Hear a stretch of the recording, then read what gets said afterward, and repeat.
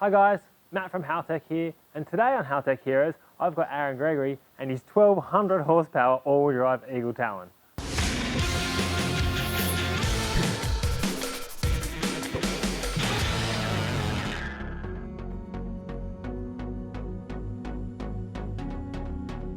Alright Aaron, I've got to ask, you're making 1200 odd horsepower. How on earth are you getting 1200 horsepower out of a 4-cylinder engine? The engine setup's really basic.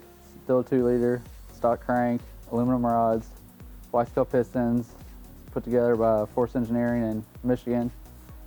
Very mild ported head, nothing really fancy. All right, so it's a relatively, stock kind of engine, obviously with upgraded parts, but same capacity, probably a set of camshafts. But you know, I don't know my Eagles that well, but I'm pretty confident they didn't have 1200 horsepower out of the factory. So you must be stuffing some major air through this big huffer down the front of the engine here. What kind of turbo are you running? It's a 80mm Force Performance turbo, T4, running about 75 pounds of boost.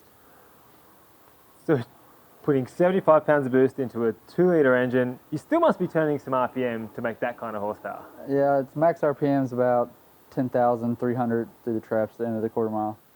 So this being a dedicated all-wheel drive drag car, what kind of times do you see in the quarter mile? The best time it's ran so far is 7:58 at 183 at the DSM Shootout last year. Okay, so 7:58 and 183 mile an hour. So that's pretty big mile an hour for a mid 7-second pass. I imagine that getting out of the hole is quite a challenge with a 4-wheel drive. Yes, for sure. It's very tricky. You have to, too much and it breaks, not enough and it just bogs. So tell me some of the tricks. What are some of the tricks you've got up your sleeve to try and get that short track down? A lot of luck. A lot of luck? Really? Yeah. Power management's a lot of it. Okay. How much you leave the line with and how quick you bring it in. Okay, so I imagine that you're setting this thing up. It's obviously turbocharged, so you bring it up on boost on the line. Is it automatic or? It's automatic. Okay, so we run an auto. Is that normal for these all-wheel drive cars to run autos, or is Yeah, this a lot. shift? No, the autos have kind of taken over. Okay. It's the more popular transmission to run in these cars nowadays. And you run any trans brake on that? No, it's all foot brake still. A foot brake. Okay, so that's a bit unique with the autos. Most auto guys using a trans brake. Is there a reason you're using foot brake rather than a trans brake? Well, nobody makes a trans brake for it, and if they did, the driveline probably wouldn't stay in it. Got it. Okay, so you've got to get that combination of how much horsepower you can put through the rest of the driveline. Yeah, okay, that's cool. So you're on the foot brake on the line. What kind of boost are you leaving at? 8 to 10 psi. Okay, pretty low boost when you think about it. And why so low boost? Just try and keep the driveline happy. Okay. Speaking of driveline, what kind of drive shafts and those sorts of things do you have to run in these things? Is there a billet? Is there some sort of custom drive shaft? Factory axles in the front. It's got a 300M transfer case, drive shaft shop, and drive shaft shop rear axles as well. Okay. So factory at the front, which I imagine on the launch is probably not transferring a lot of the energy anyways because it all transfers back to the rear, which is why you can get away with that. Yep. Exactly. Okay. So you're running an Elite 2500 in this engine here. What are you using the ECU to control? It's controlling the wideband, the EGT, boost control, nitrous control, and various pressure sensors all over the engine. All right. So obviously you've got the 8 injectors. Are you running staged injection, or are you just running them paired? It's stage injection. They're the same size injectors, but they're staged. You got primaries and the secondaries, Yes. and the secondaries come on at whatever duty cycle. Yeah, that's cool. Now the ECU is doing wideband control. Are you actually running closed loop O2 control when you go down the track, or are you switching that off? No, we're running that down the track. Yeah, that's pretty cool. And obviously you've got individual cylinder trims. You're running the EGTs in there. Have you found that there's a big difference across EGTs across this engine? No, with the intake manifold that we have on the car, it's pretty close. Going down the track, we're within 70 degrees per cylinder. That's awesome. That must be a really well-designed intake and head. Yes. Yeah, that's a good job.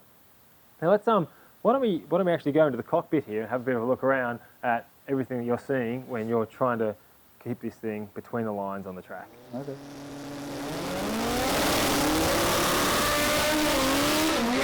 It's fairly sparse in the interior here. I see you're running a display dash. Yeah, it's the Haltech IQ3 display dash. What are you putting up on there when you're actually racing? Do you see that thing?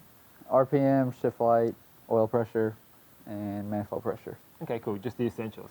Now, I noticed you've got these 3 rotary trim knobs in here. What are you using those for? Those are for launch RPM, boost control, and the nitrous ramp. Okay, so you can basically sit there on the line and look at the guy that just ran in front of you, and if he oils the track down or the track looks really good or whatever it might be, you can actually make adjustments on the line to launch, nitrous, and boost, immediately. Yep. That's a really cool thing. So there's not a lot more in the cockpit here, apart from this giant nitrous bottle. So what exactly are you using that for?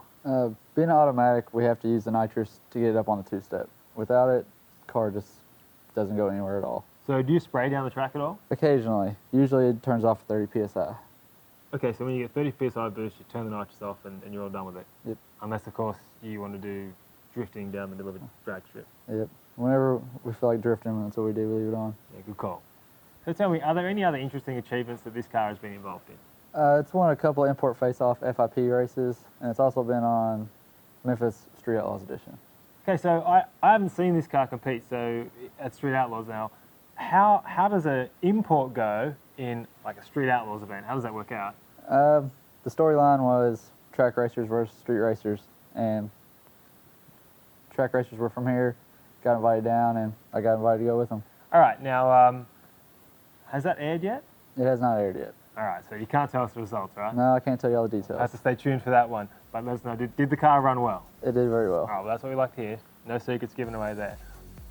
So if you want to find out how Aaron's car went on Street Outlaws Memphis edition, you'll have to tune in. Well, Aaron, thank you so much for spending time with us and showing us around your vehicle. Thank you for having me. I'm Matt from Haltech, and we'll see you next time.